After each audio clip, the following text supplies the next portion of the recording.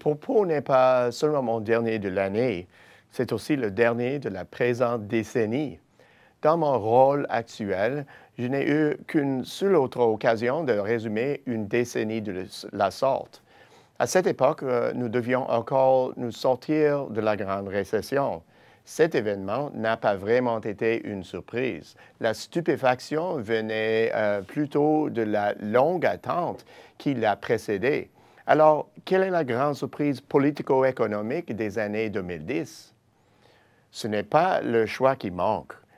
On peut d'abord penser aux catastrophes naturelles.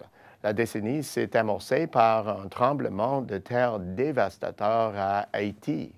L'année suivante, le Japon subissait un violent séisme accompagné d'un tsunami qui ne serait pas le seul de la décennie. Les catastrophes s'enchaînant les unes après les autres. Tremblements de terre, super tempêtes, inondations, les enjeux climatiques et naturels sont passés à l'avant-plan de la scène politique. Tous ces événements ont été, par leur nature, même de véritables surprises. Quant aux avancées technologiques, elles sont nombreuses, trop même pour être recensées.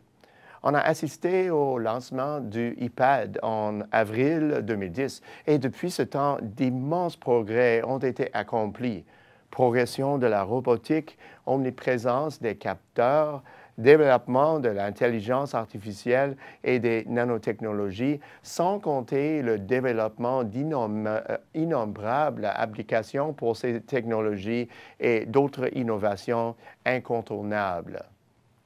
Si les inventions et les nouvelles applications technologiques surprennent presque toujours, le phénomène, lui, ne devrait pas nous surprendre.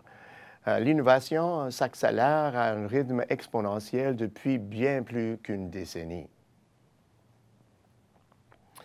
L'économie a aussi subi des secousses sismiques à sa manière. Les marchés émergents sont montés en puissance, certains ayant même été proclamés à tort de nouvelles locomotives de l'économie mondiale. Ces marchés ont atteint une maturité certaine, mais dans ce cas-ci, ils n'ont fait que récolter ce qu'ils avaient sémé il y a déjà plusieurs décennies. Ce n'est donc pas une véritable surprise. Peut-être sera-t-on plutôt frappé par le phénomène de la concentration des entreprises.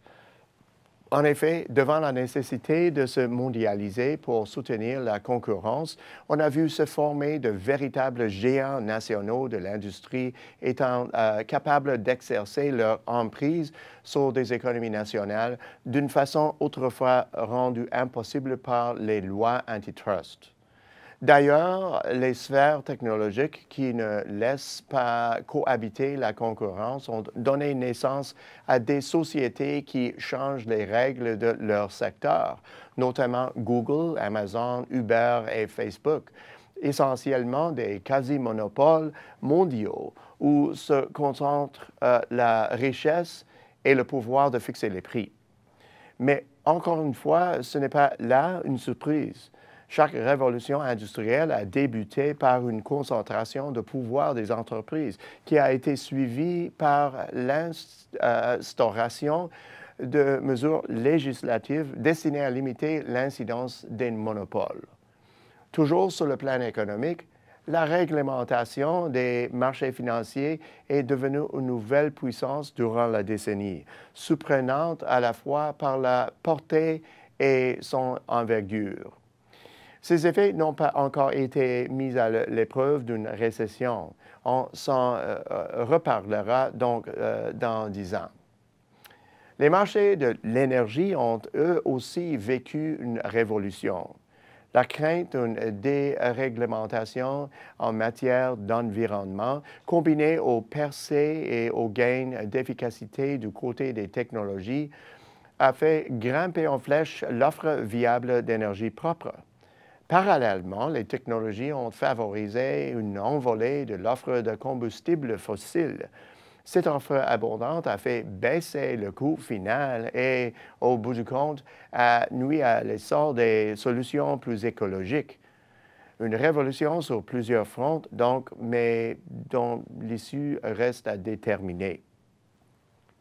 Les années 2010 ont aussi été marquées par de nouvelles approches du chapitre des politiques. La politique budgétaire a été resserrée au début de la décennie sans grandes conséquences à ce jour. Quant à la politique monétaire, l'avènement de l'assouplissement quantitatif a tout changé. Les théories monétaires modernes font lentement leur entrée dans les discours, même si elles demeurent des théories à prouver.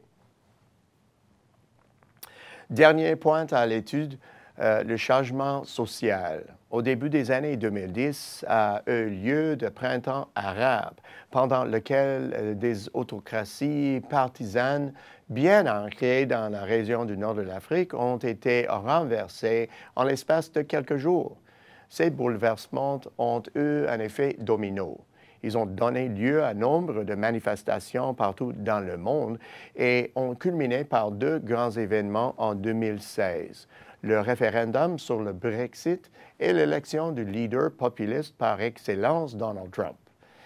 Et ce n'est pas fini. La montée surprenante mais inexorable du populisme se poursuit sans entrave.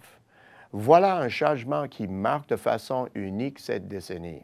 Alors, ce changement est-il la grande surprise des années 2010? Pas tout à fait.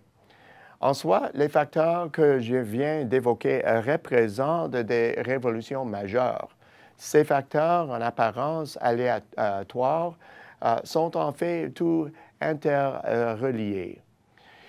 Voilà pourquoi la surprise de la décennie serait davantage la combinaison ou la répétition des événements, ou encore les moments charnières qui les ont déclenchés.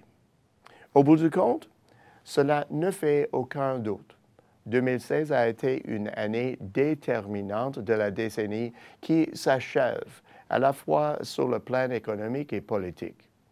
Au moment où l'économie commençait à se sortir sans aide aucune de la grande récession, le populisme a atteint un sommet, si bien que les politiciens sympathisant avec le mouvement ont été élus.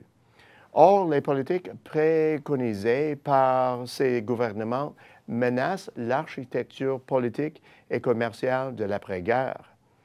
La façon dont nous résoudrons les impasses économiques qui en résultent façonnera considérablement notre avenir géopolitique et économique. Sur ce, je vous souhaite à vous et vos proches un très joyeux temps des fêtes et le meilleur pour l'année et la décennie à venir. À la décennie prochaine, ici Peter Hall.